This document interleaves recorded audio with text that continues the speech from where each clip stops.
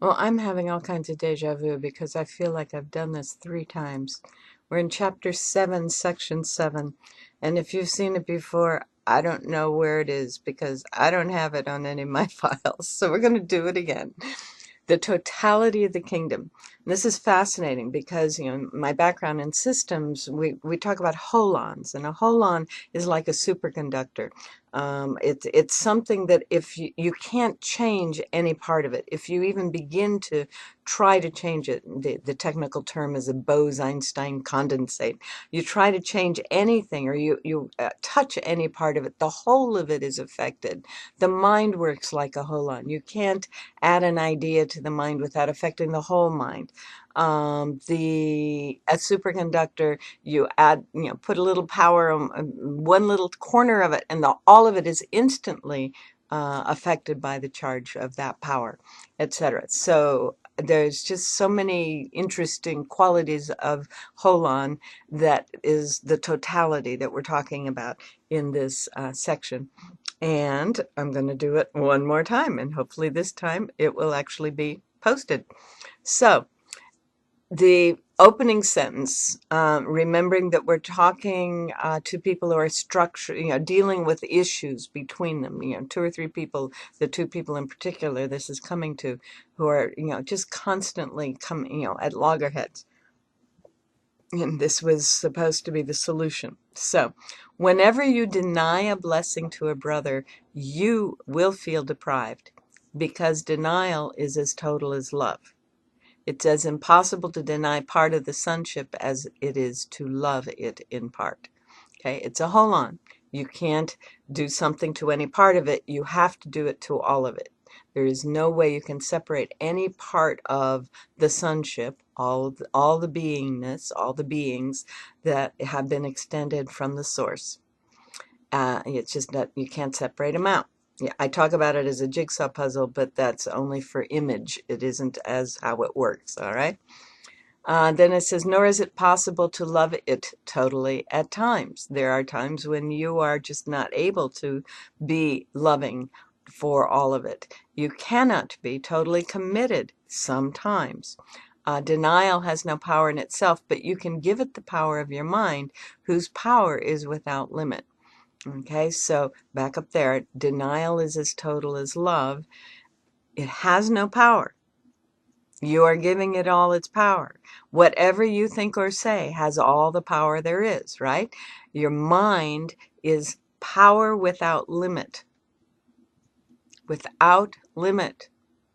In Jonathan Livingston Seagull, he learns that thinking is the best way to travel, right?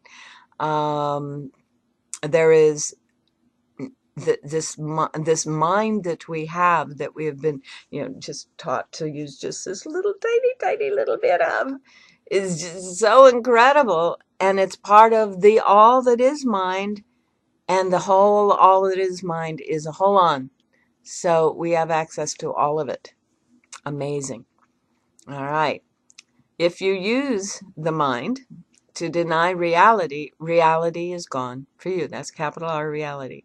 If you deny that the kingdom, the heaven, the presence of divinity is real, then you will not experience it. And I'm reminded as I say that of the book Letters from the Afterlife, in which a judge who has passed away in San Francisco contacts a writer in Paris and starts dictating letters. And part of his letter is he's wandering around in heaven and he's being showed all the different heavens, And periodically they pass a body that's just lying there asleep. Someone is asleep in the middle of whatever else is going on, totally oblivious to it. And finally he asks his guide about all these bodies that are all these people who are sleeping in the midst of all these heavens. And the guide says, well, these are people who believe that there isn't a heaven. And so here they are. They're here, but they're totally oblivious to it. They think they're dreaming and they're thinking they're somewhere else, or they're totally in an unconscious sleep. Fascinating. But that's the image I have when it says that if you use it to deny reality, reality is gone for you. And then it says, remember the totality, reality cannot be partly appreciated. Okay? The kingdom, the totality of all that is, can only be appreciated in a wholeness.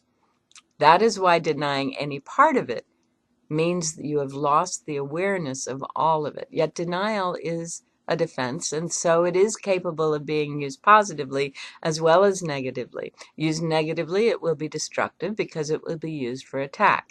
If I deny that something exists, I will be attacking me because I'm giving myself, I'm preventing myself from having the experience of it. If I deny it for someone else, then I'm also attacking me, but I think I'm attacking them at some level. All right. But in the service of the Holy Spirit, denial can help you recognize part of reality, capital R reality, and thus appreciate all of it. So if I deny that something that is not heavenly exists, I may be able to see what is heavenly hiding behind it. If I deny that this pain that I may have been feeling, I haven't been, but if I were to have been, if I deny that it exists, I may be able to see the blessing. If I deny that someone is attacking me when they say, end a contract or when I've been fired or whatever, then I may see the blessing, the reality that is, this person loves me enough to allow me to move on to what I really need to be doing, right? All right. So then it says, mind is too powerful to be subject to exclusion. You will never be able to exclude yourself from your thoughts. Okay? It's a hold on. Your thoughts about anyone, anything include you. You are affected by every single thought you think. All right. Now, the next paragraph, remember, these are psychotherapists and they are dealing with people in a mental hospital. When a brother acts insanely, he's offering you an opportunity to bless him. His need is yours. So let's say, not just in a mental hospital, but in a work situation, someone is behaving totally outrageously. Okay? It's an opportunity for you to bless him. Someone on the street is behaving outrageously. It's an opportunity to bless them. Someone visits you and behaves outrageously. It's an opportunity to bless them. And goes on, his need, that person's need, is yours. You need the blessing you can offer that person. Each and every one of us, when we feel attacked or endangered or some way messed up by the people around us, are needing the blessing that's being invited by their behavior. This is the law of God. Am I on that spot? There is no way for you to have it except by giving it. Okay? So the only way that you can have the blessing you need is because someone shows up and says, here, I'm being this way. Bless me, bless me. And then you can have it. So they're actually giving us a great service, aren't they? And the next sentence is, this is the law of God and it has no exceptions. You cannot have without giving. That's the law. What you deny you lack, not because it's lacking, but because you've denied it in another and therefore not aware of it in yourself. So you've projected it onto someone else, or you said they don't have it. You're not aware of it in yourself either. Believe it or not. All right. Every response you make is determined by what you think you are, and what you want to be is what you think you are. What you want to be is what you think you are. You want to be Superman? That's what you think you are. You want to be a hermit in a cave? That's what you think you are. You want to be a tremendous healer? That's what you think you are. All right? Every response you make is determined by what you think you are. So that desire or intention to be something can't happen unless you already think in some part of yourself that you are that. And then it says, what you want to be then must determine every response you make. Can't not. This is not a commandment. This is a statement. All right? But it works as a should, if you will. Every response you make, if you make it in alignment with what you want to be consciously, you are more likely to become that more quickly. All right. Next paragraph. You do not need God's blessing because that you have forever, but you do need yours. The ego's picture of you is deprived, unloving, vulnerable, and you cannot love this. Yeah. The picture of Dorian Gray, yeah? Here's this glorious young man, but the picture up in the attic is getting worse and worse and worse, and it's so hideous that there's no way he can love it. Louise Hay teaches us to see a different picture, to see ourselves as we are in reality, capital R reality, not as we have told ourselves we are. And so she teaches us to love who we truly are. She says, yet the book says, you can very easily escape from this image by leaving it behind. You are not there where it is, and that is not you. Do not see this picture in anyone, or you have accepted it as you. So any image we hold of anyone else that is less than their perfection, we've accepted ourselves as less than our perfection. All illusions about the sonship are dispelled together as they were made together. It's a hold-on. You can't do any part of it. Teach no one that he is what you would not want to be. Now, this is interesting for psychotherapists. They're caught up in their diagnoses. They're telling their patients, you're a whatever, paranoid, schizophrenic, whatever it is that they're saying. They have been teaching that that's what that person is, which is saying that's what they are, and that's not cool. So it's saying, don't do that anymore, right? And this is what Gerald Jampolsky, a psychoanalyst, discovered and wrote about in Teach Only Love and some of his other books. Your brother, the text says, is the mirror in which you see the image of yourself as long as perception lasts, and perception will last until the sonship knows itself as whole.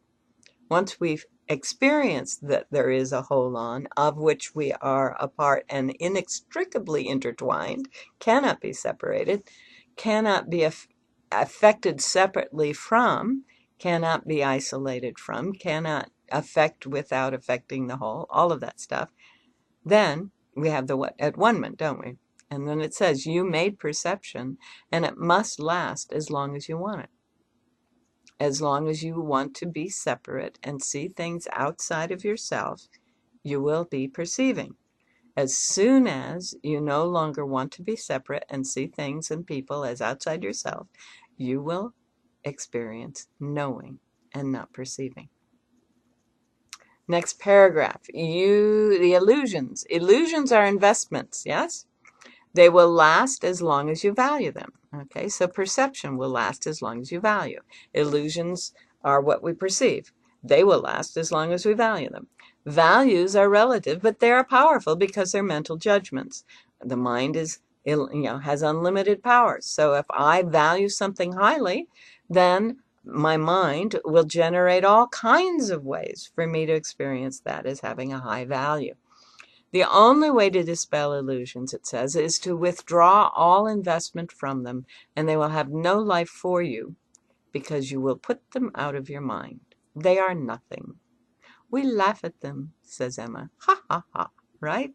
As soon as the illusion is nothing and we've just put it out of our minds, it no longer exists. And you have memory. We've been talking about some people have forgotten things that once were so important to them, but they're no longer identifying in terms of them. And this is your growth. This says you are letting go of the illusions. Yay! I'm so glad. Yeah?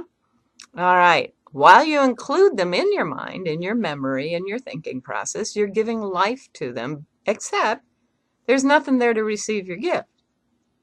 Okay? This actually should be a new paragraph. And so what it's saying is that we're trying to enliven something that is nothing. And it says in the next paragraph, the gift of life is yours to give because it was given you. I mean, you are the extension of life. Life is who and what you are. Yeah, so therefore you're going to continue extending what life is. It says you're unaware of your gift because you do not give it. You're not extending what life is. You cannot make nothing live since nothing cannot be enlivened, okay? We can't take a petri dish full of, chemicals and turn that into life and, give our life into it because it is still just nothing. It is stuff. It isn't life. We can enliven what is already alive. We can enliven, extend reality through the life that we are. All right. Therefore, you are not extending the gift you both have and are, and so you do not know your being. Yeah, so there's an interesting lesson here. It's telling us that the only way we can know is by extending. The only way we can experience ourselves as who and what we are is by extending those qualities into the great beyond. Not the world. The world is perceptions, but into the reality. So if I see you as the light and the love and the wisdom that you are, and I extend light and love and power and peace into you, with sharing that with you, then I get to be more of that, begin to experience myself as that. And that's part of why Jan Paulsky wrote the book, Teach Only Love. All right, next sentence, which is actually a new paragraph. All confusion comes from not extending life, because not extending life is not the will of your creator. Okay, our creator, our creative process, the unfolding, the extension process is to extend life. That's who and what we are. That's who and what our will is. That is what the one will is of which we are part. You can do nothing apart from that. And you do nothing apart from that. There is no way that any of us can act without being that, acting in the extension. Everything else is nothing, no thing, not real, unreal, not part of capital R reality. So it says, you do nothing apart from, I'm going to say the creator, the source. Keep the creator source, keep the creator's way, keep the source's way to remember yourself, and teach the source's way, lest you forget yourself. Teach only love. Be the love, be the peace, be the harmony, share it, extend the knowing, extend the delight, extend the joy, to be more of that, because that is who and what you are. All right, give only honor to the sons of the living God, and count yourself among them gladly. You are the Holy Son of God. You can't not be. You are an extension of the divinity, and so is everybody around you. Every being, all beingness, four-leggeds, two-leggeds, winged, swimming, the whales, the dolphins, and the goldfish.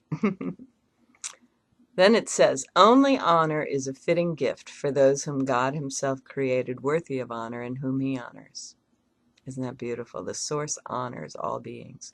Give them the appreciation God accords them always, because they are his beloved sons in whom he is well pleased. That's straight out of the New Testament. Jesus is baptized, the skies open up, and everyone hears this voice. This is my beloved Son in whom I am well pleased. We are that, and so are all of those beings around us. You cannot be apart from them, because you are not apart from him. Rest in his love and protect your rest by loving. Allow that loving to support us and sustain us, and then let that loving flow through us so that we can experience more and more and more of who and what we truly are. But love everything that God created, of which you are a part, or you cannot learn the peace and accept the gift for yourself as yourself. All right? You can't just love this little corner because it's all one holon. There is no part that can be separated from the rest. You can't just love sunsets. You must also love sunrises and the dark night and the moonrise and all of that, in the sense that they are exhibitions of the quality of beauty and harmony and wholeness. You can't just love peace. You get to love growth and challengement and challenge, there we go, and development. That's where I was going. And life. You can't just love rest. You can love movement and action, and all of those things are all built into the process. All right, I'm going to stop here and I'll record some more in a bit. This is a long one. Thanks.